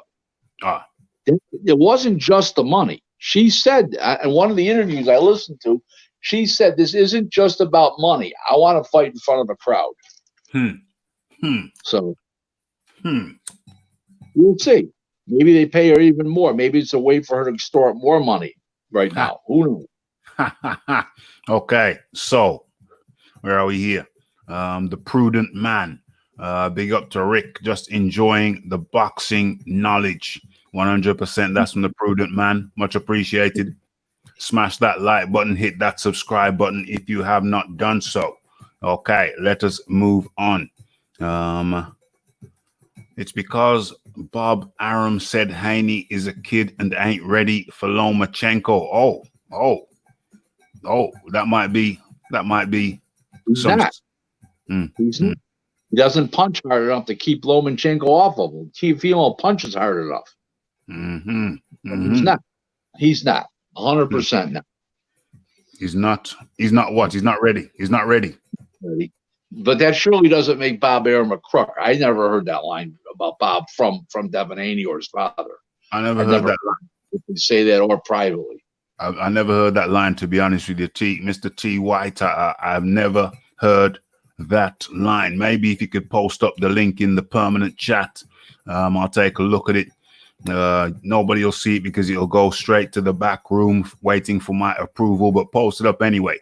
If I check it out and it's legit, I'll release it to the general populace. Okay, so that's what will happen to Spence when he fights. His teeth. No, they're waiting for Spence's teeth to heal up. They're waiting for it to heal up. Damn. That would be a rough scene. That would be a rough scene. Ask Rick what he thinks of Josh Taylor. Excellent fighter. Excellent. He reminds me of a lot about like Joe Calzaghe. Excellent fighter. Was Joe Calzaghe on Pedrick? No. He was a health freak. Absolutely not. Yeah. Because some people question his output. Some people question his incredible output. Rick, what's the story behind that? He was just one of those freaks of nature. They come along occasionally. He was listen. I have nothing but respect for Joe Calzaghe as a fighter, as a human being. Everything about Joe Calzaghe is he's a really cool guy. I had the pleasure of working with him when he fought Roy Jones. Well, I worked the show. I was the matchmaker for the show, as they called me, director of competition. It was a pleasure working with Joe. It was not a pleasure working with his late father, Edzo. That was a little rough. He pulled the guy off because the other guy was a couple pounds overweight. He wouldn't fight him. I mean, it was ridiculous. The other guy couldn't fight and couldn't punch, and I tried to explain it. He didn't want to give up a couple pounds. He said, "Okay, fine. Don't make sure he doesn't fight now." So that was that. So, but as far as Joe goes, voted for him for the Hall of Fame. He got in the first year. He has huge wins. Kessler, Lacey, Calzaghe, Hopkins, Byron Mitchell, 21 title defenses. It's great. 46-0. What can you say about him? It's great. Joe Joyce better start throwing his jab now if he hopes to land on Dubois. That's about right. Dubois is a big guy, and he's got such reach and range and stuff like that. He's gained every fight. He's gotten better, and he's gotten better with range in every fight. And I just think he's going to go to that next level. Yeah, time to go to the next level. Philip Carl Roberts says, I thought Hunter would be good on an undercard in the US. Let's say Joshua undercard. For what? By the time you pay him and you pay the opponent, you got like $300,000-$400,000 in a fight that won't sell one ticket. Dang. For what? Yeah. No, nobody's buying the zone because of him, and nobody's buying a ticket because of him. Anybody comes from Michael Hunter is going to want a free ticket. Relative. I've never heard of a Michael Hunter fan. Well, guess what? You're just for the first time heard from a Michael or a Hunter fan, because Aaron Daly is up in the building. Damn, breaking news indeed. I was a big Hunter fan too, so boom. Rick Glaser, meet the Hunter fan that you've never met until now. Hunter fan, Aaron, my condolences. Ah.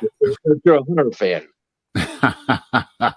I like Michael Hunter. His dad was a boxer too. Yes, yes, yes. His father, the original bounty hunter. He was a crazy dude. The cops killed him. What? And yeah, the cops killed him on a rooftop in L.A. Mm-hmm.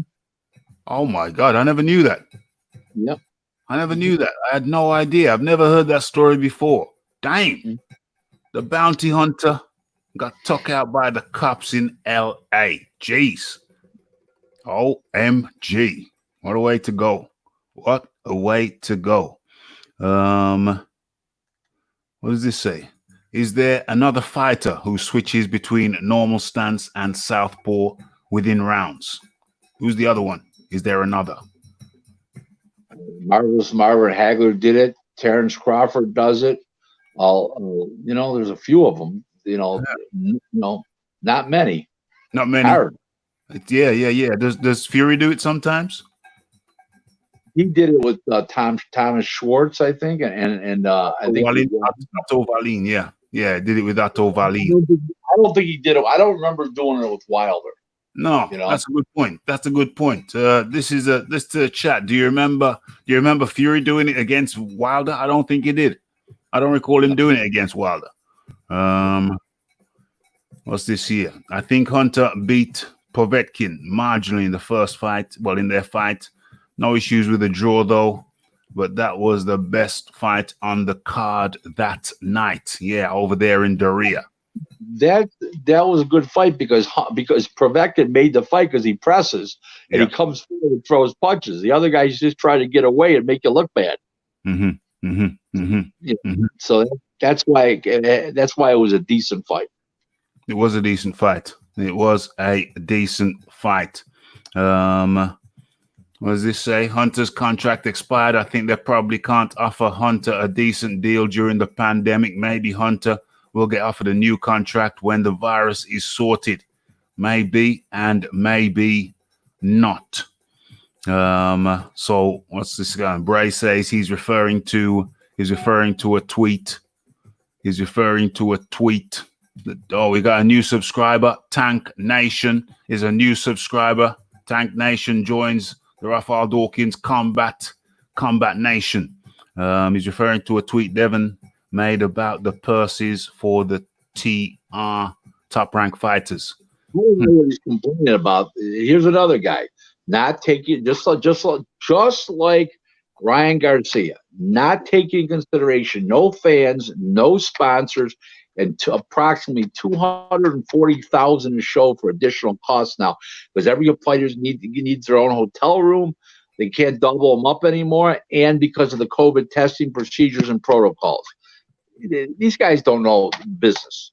Okay, that's why the prices are down. Yeah. Haney's no catwalk. I can't wait to see him in there with the top dogs. No, he's a good fighter. He beat Stuart Campbell tomorrow. So I mean, there's no question about that in my mind. Yeah, 100. You beat who? Who beats who tomorrow? He said he would beat Stuart Campbell. Right. Tomorrow. Yeah, okay, that means he's ready. Tomorrow, right now is tomorrow, the next day, twice on Sunday. The expression. Easy. Okay, so what's going on? What's going on there? Skipped a little bit. Rick, if Dubois wins against Joyce, who does he fight next? Because Hearn can't offer him anything. If Dubois, he'll that's not even an issue. There's plenty of guys he can fight. There's a whole bunch of guys. Top Rank got a whole bunch. Remember, Frank Warren is Top Rank. Top Rank is Frank Warren.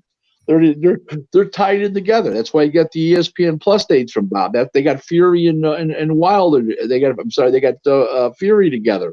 I think he meant Warren. If Dubois wins against Joyce, who does he fight next? Because Warren can't offer him anything. Top Rank's got a whole bunch of guys he can fight. A whole bunch of guys. So that's not true. Top Rank. Top Rank has a. So what you're saying? You're saying that Warren has an arrangement with Aram. Warren and Aram. They're tight. They drinking buddies. I mean, they're very close. So yeah, I mean, there's no issues there. I mean, Fury. Listen, they're both Hall of Fame promoters. They do business together. They got the TV. Bob gives them the TV. They got Fury together, and they got Carl Frampton and Frampton and Frank Warren was supposed to promote his fight over there until the pandemic came along. So there's a relationship there. There's no problem getting fighters for Dubois. None at all. Zero. No problem because of the relationship with Bob Arum. Heinrich Schmidt says Fury switched stance with Klitschko several times. Yeah, we're aware of that. The question was, did he switch stance against Wilder? That was the question. I don't remember that he did. No, neither do I. James, I think I'm going to put a cheeky tenner on Joe Joyce. That fight, anybody could win that fight. I think Dubois is going to do it, but really, that's a find out fight. Really, that fight is about finding out. We're going to find out. We're going to find out. We're going to find out in that Joyce fight. We're going to find out some things. Rick Glaser, that's a find out fight. We're going to find out. Well said. Exactly.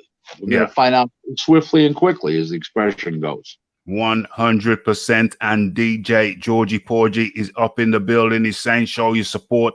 Put your thumbs up. Thumbs up gang is in the building. Nice one, Georgie Porgy. As we move on. Terence Crawford switches stances effortlessly. What's going on with Terence Crawford? I mentioned him. Yeah. What's going on with Terence Crawford and Ugas? Nothing yet. Nothing signed, no date, nothing. The Crawford wants to fight in front of people. So, there's speculation going on about that. Is he going to take the fight? Is he not? Hold on. Was there some speculation with Spence and Ugas? Yeah, but Spence won't fight Ugas. Why not? He moves too much. We don't. Nobody knows what Spence has got left. That's a risky fight. Yeah. Ugas would take it though. Of course. He doesn't take anything. He's desperate for a big fight. He is. We've seen his tweets of late. Midramidov switches from orthodox to southpaw, if I'm not mistaken. Yeah, but he's not a top guy yet. But he does. Yeah, he's not a top guy. Not yet. Ask Rick what type of conditioning he thinks is better. Old school runs, sparring, and bag work that the old timers would do, or the sports science used today. I think that's a good question. I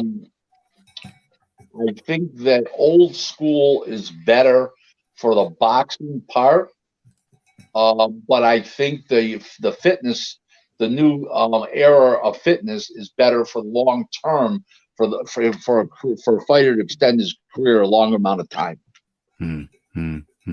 Yeah, that's interesting. But is there anything better for conditioning than fighting a lot? There's nothing that beats fighting, the actual experience of the headgear and the gloves. But also, if you fight too much, it wears you down. So you got to have a happy medium. Yeah, it's a fine balance. Looking for that happy medium. Absolutement. Okay. Rick Glaser, if Dubois beats Joyce, where does he go next? Because I don't think Warren can offer him the next. Oh, we covered that. We kind of covered that. It was the same question worded by somebody else. Yeah. He would go to Bob Arum. That's like he did with Fury. Same thing. That's what he's going to do. He's Bob Arum. Yeah. The next step effectively is Top Rank. We've seen those cross Atlantic matchups before, from going back in the day. I think Warren at one time hooked up with your fella there, with your man there, Don King. I remember that. Back in the days, a lot of people might not remember, but Warren actually did for a time have a hookup with Don King. Talk to us about that, Rick. Yeah, and it didn't end well. It ended in a lawsuit. I know. It's unfortunate. What can you say? Todd thought Frank screwed him. Frank thought Todd screwed him. Yeah. And Frank had to pay. But I like Frank. I think Frank's a cool guy. They don't get much cooler than Frank. I think Frank's a real good boxing guy. I think he's a great promoter. And he's a real complete promoter. He's a boxing guy and a promoter. He's a businessman. He gets it. No question about it. You don't stay on top of the game that many years. And this place, Mickey Duff and Jarvis Star over there, who's still alive, 96, by the way, Jarvis Star. And then he's warded off Eddie Hearn. Eddie Hearn tried to put him out of business. He's still going along. Everything's wonderful. Still surviving. Is a survivor. Is that bricked up? What do you mean? Don't forget, he survived an assassination attempt. Yeah, Terry. Supposedly the ex-Marine. Supposedly the ex-Marine Terry Marsh had a grievance against old Bricktop. We affectionately call him Fish Eyes over here. And put a slug in him. Was it one or was it two? I don't know. I wasn't counting. Oops. I heard it was more than one or two. Damn. Like somebody said about Terry Marsh. He may have been a pretty good fighter, but he was a bad shot. Damn. Ex-Marine doing Queen and Country, no good whatsoever. We want to see his stats. We want to see his papers. We want to see his target papers.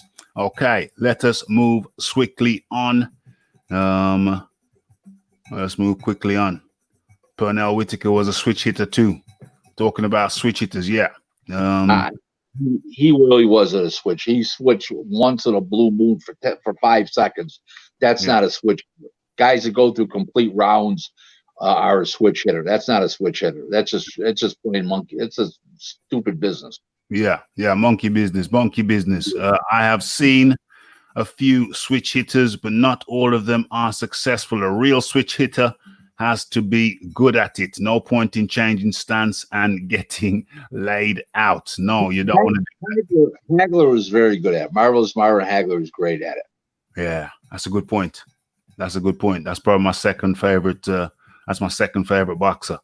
I just liked his endurance. He one of my favorite animals is the mountain goat, just for their ability to endure, keep on going, and apply the pressure and come back. As we move swiftly on, what does this say? Just jumped on me a little bit there. Actually, let me switch over to my Twitter and see some of the things that I liked. Oh yeah, and as we were talking about, I forgot about that. As we were talking about the hand wraps with Wilder, we have to bear in mind the fact that that JD's was present for the hand wrapping. I remember I commented on this. He was present for the hand wrapping, so people can't say. I said that. I said JD's was in the locker room. And I think Breland was in there too. Both of them. Damn. So how the hell could anybody complain if JD's was right there? It's crazy. It's absolutely crazy. It's stupid. Yeah. Don't make no sense. Leighton Evelyn, Rick, do you think they will have crowds this year? Because I wouldn't be going into a big crowd this year with what's been going on. Big crowds. Let's hope by October that we get Joyce for Joyce and Dubois, so we can get crowds in the UK. Because I don't know if that fight happens with no crowd. That's going to be a tough sell. It's going to be tough. It's going to be tough with the Queensbury books. It's going to be tough to bounce the Queensbury books with that fight without a crowd. So hopefully. But over in America, I hear they're opening things up and then shutting them back down again, Rick. I hear Yeah, they. certain parts of the country, Florida, Texas, and California, and Arizona, where I am, and the rest of the country are all right. Just certain pockets. Houston area is bad. The Phoenix area is bad. LA area is bad. In southern, or around Orlando, Florida is real bad. Certain Mhm. areas. Certain areas, certain areas. Okay, so Wilder has no legs stamina because he is too dumb lazy to do the road work, allegedly. I never heard that. I mean, he doesn't have good, strong legs, Mm. and he doesn't have good stamina. But I never heard he doesn't do road work. That I didn't hear. Yeah, I can verify that. I've heard him say it himself he's not into the road work. Well, he may not be, but he's still doing the road work. He's not. Maybe he's not running 3 miles. He's running 2. Maybe he's not running every day. He's running, like one day in the morning, and then 2 days, and then the next day at night, and then the next day he's doing it. And he's doing it at night. You know what I mean? Like rotating around, like getting 36 hours in between, Yeah. and not getting 24 hours in between. Hmm. Something like that. But he's Yeah. doing road work, believe Well, me. apparently it's very minimal. Apparently he wasn't even skipping for years. He only started skipping again for was it the second Fury fight? Yeah, the second Fury fight. That's when he started skipping again. So there's certain basic fundamentals which he simply has not been doing. And we're coming up to the last tranche of the show. Does Rick think Spence will even fight again? You don't dive head first out of a speeding car into concrete for free. It's a good question. He says he is. He hasn't sparred yet, but my saying applies here. It's a long way from the lip to the ring. Mm-hmm. Talk Yeah. is cheap. We haven't seen him fight yet. We don't know what condition he's in as far as how much it affected him. We'll see. I don't see him as a top fighter anymore. I don't. I think that he's going to be a shell of his old self. Damn. I think he will fight, but I don't think he'll be what he was. Can't. Wow. He'll be 25, 30% less fighter. Damn. Makes sense. It really does make sense. Maybe this COVID rest, maybe this COVID break has done him the world of good, Rick. Jamal Harris tested. Is there going to be a title fight replacement in the card? I know they're not replacing a title fight, but they're moving his fight just a couple weeks. He'll be fighting again very shortly. Mm-hmm. Yeah, fighting again very shortly. Yeah, it's not a death sentence, hopefully. Ask Rick why fighters like Mayweather and De La Hoya were able to make tons of money after leaving Bob Arum. Because this is what people don't understand. He left Arum in 1994, in 2004. He'd already been a pro for 8 years. He was ready to take that next step. He just made a hit on pay-per-view with Gaddy. Everybody saw him fight, and it took off from there. And Arum's contract wasn't up. Arum got bought out, and everything was fine. And then he got bigger, and bigger. And then when he fought De La Hoya, then he got huge. So yeah, that was all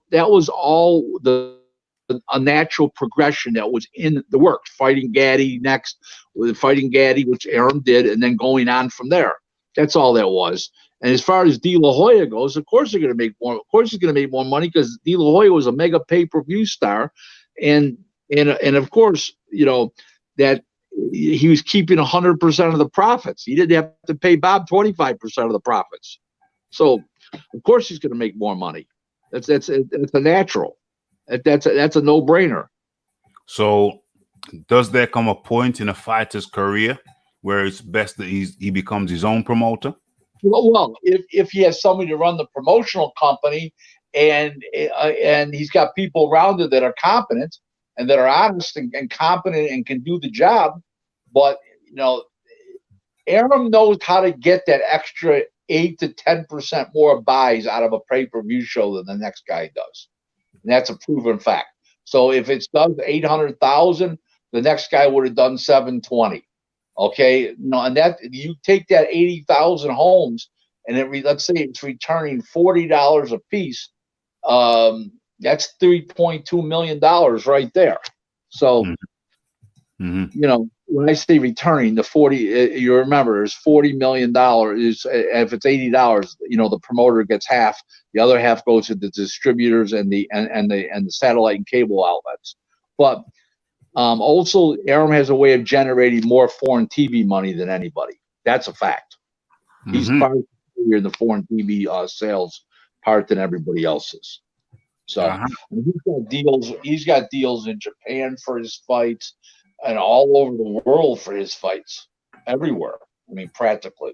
So that tells you a lot right there. His foreign TV revenues dwarfs all the other boxing organizations. Eddie Hearn's probably second, and a distant second to Bob. Yeah. Yes. Shout out to Leighton Everin coming through with the donations for the tin, coming up with the donations for the tin. Big respect to Rick. His knowledge is amazing. Well, that's why we have him over here. That's why we don't just pull him up the street. I'm going to tell you what Don King said once. I was sitting at a conference table with two lawyers, and I just settled a case that was going on for a long time for Don. It was a boxing deal. The two lawyers, the one that were sitting across from me, I finished it up, and one lawyer says, "Rick, I've never heard of you before today." He said, "This is what back in like 2007, 8, somewhere way back when." Yeah. And he said, "I've never heard of you before today." He says, "But I got a lot of respect for you." And Don was half asleep at the end of the conference table. He goes, "What do you think? I got him around here for his good looks and his table manners?" OMG. OMG. Okay. Thank you very much. Leighton can follow me on Twitter. Tell Leighton, follow me on Twitter at Real Rick Glaser 1. Glaser, Glaser, at Real Rick Glaser 1. You want me? Oh, and for those who don't know, all of Rick Glaser's details are in the description box every week. So you got his Facebook details there, and you have his Twitter details there also. Tweets 24, boxing tweets 24/7. And I'll tell you why. Rick. I'll tell you why Leighton won't be following you on Twitter anytime soon. And that's because they kicked him off. They kicked him off, Rick. Said some things about Fury in strong terms, and they didn't like it. And correct me if I'm wrong, Leighton, but that's why they kicked you off of Twitter. I think that's the reason, Rick. I think that's the reason. And I don't know if you can see what I can see, but this really amused me, and it reminded me of big baby Gerald Miller. Reminded me of big baby Gerald Miller, all puffed up. Look at that, Rick. Yeah, it's all puffy, but you know what? Good luck to him.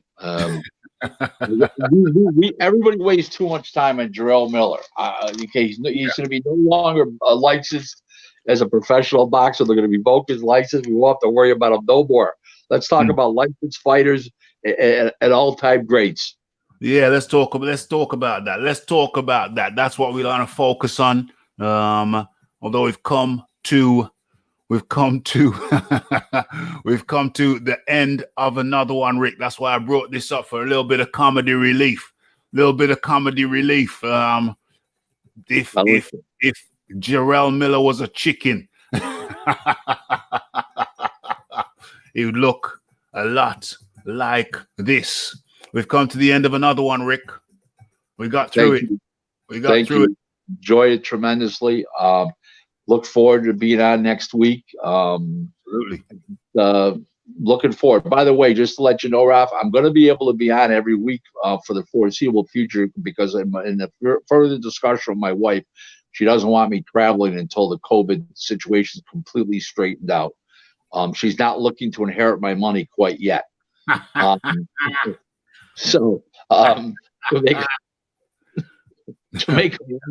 make a long story short, I won't be traveling for a while, so I'll be able to be on your show every week. As far as I know, I can't see any reason why I wouldn't be. There, you heard it here first, folks. You heard it here first. Rick Glaser the series continues. And by the way, for those who don't know, this is our 12th week, which is the third month of Ask Rick, consecutive 25% of a year, and I'm still waiting for the wire transfer. Still waiting for the money transfer. So once we get up to 1 million in donations, I didn't mention money. You did. I said wire transfer. Okay, Rick. Okay. As soon as we hit the 1 million mark, I'll be able to start breaking or something for Rick. Rick, I need to get that beachfront home in the Caribbean. I promised myself it. Rick, just bear with me. Bear with me, Rick. I'm just a few years away. And let's kill that. Let's get rid of the funky chicken. Let's get rid of the funky chicken. You're a great host. Thank you again. I enjoy it tremendously. Boxing's my passion. Boxing's my life, my livelihood, and my hobby is talking boxing on social media, whether it's on your podcast, whether it's Twitter, whether it's Facebook, on some other shows that I'm a guest on here and there. I just enjoy it. It's my business. 100 again. 100%. That's Rick Glaser, folks. Another week in the bag. I think this is our 12th week, and we continue. So ask Rick. Share the videos around. Retweet on Twitter and Facebook and all social media platforms. Rick Glaser's details are in the description box. And see you next week, Rick. Thanks for having me. Enjoyed it very much. Thank you, everybody. Have a safe. Bye-bye now. Much appreciation goes out to Rick Glaser. We've got another one in the bag. Absolutely, we appreciate Rick's time. Red Glove Militant re-emerged. He just swooshed into the room. Red Glove Militant swooshed into the room with a cape and a fedora hat. Always well attired, so I am told. At least the chicken's got a nice one. Is that a little chicken coop? OMG. Okay, so they said that the Rafi, nobody knows the Rafi. You know what? But you know what? Considering that I'm unknown, we do quite well. We do quite well over here. We do quite well over here. The A-team when it comes to content. You got Batman and Robin over here. Batman and Robin over here. Of course I'm Batman. Of course I'm the Batman. Okay, it's been a pleasure to listen in. Oh yeah, and lest I forget, 6-time world champion. What do they call him?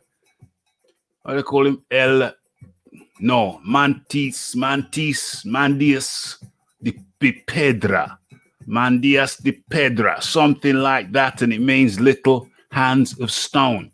That's Michael Carbajal, 6-time world champion, will be with us tomorrow. Same time, 9 p.m. UK time, same place, right over here. Raphael Dawkins Combat Radio, Boxing Talk with Rafi, where we aim to bring you nothing but good quality and mirth. Yeah, that's what we're dealing with over here. Good quality content, good quality information, and of course, we like to have a laugh over here. Now, T. White doesn't like Aram, thinks he's a crook. Damn, drum roll. And there's a couple of things that I wanted to get out. So don't be surprised. Don't be surprised if the Rafi is live again within the next half an hour. Don't be surprised. Around 11:20. Do not be surprised. Man told me nobody knows you, Rafi. And it's not as even if I want to be famous. You know what I mean? It's not as even if I want to be famous, but to say nobody knows the Rafi, boy, you're a fool, boy. You're a fool, boy. What's going down? I keep on getting this fly and I want to kill it. I want to kill it. Let me get it, please, please, please. There's a fly in my home and I don't like it. Keep on spraying it with the antiseptic or whatever this thing's called. What is it called? It's called Glow. It's called Glow. I hope it doesn't do some antibacterial shiznicks. Okay, so same time. Yeah, same time, same bat channel. Yeah, we're in the back. We're in the back. We're in the back cave. We're in the back cave. Peace out. Peace out to one and all. And yeah, I'll be back in around 20 minutes. So what time will that make it? I'll make it about 25 minutes past the hour. Because a couple of things probably want to touch on. Yeah, definitely want to touch on. So that is the Q Club. Yeah, the Q Club over here in Brum. Where's this damn thing? Gotta kill this fly. And then we're going live again. We're going live again. Flies' lives matter. Respect. See you in 20 minutes. And the only thing left for me to say is, oh yeah, and thank you for the donations. Leighton Evelyn, Lisa Bayliss, making the place look colorful, putting some color in the chat, and it is much appreciated. And how are we gonna go out? How are we gonna go out? I think I know how we're gonna go out, and this is a tribute to Big Belly Miller. And with that, what can one say? The only thing left for me to say is blessed.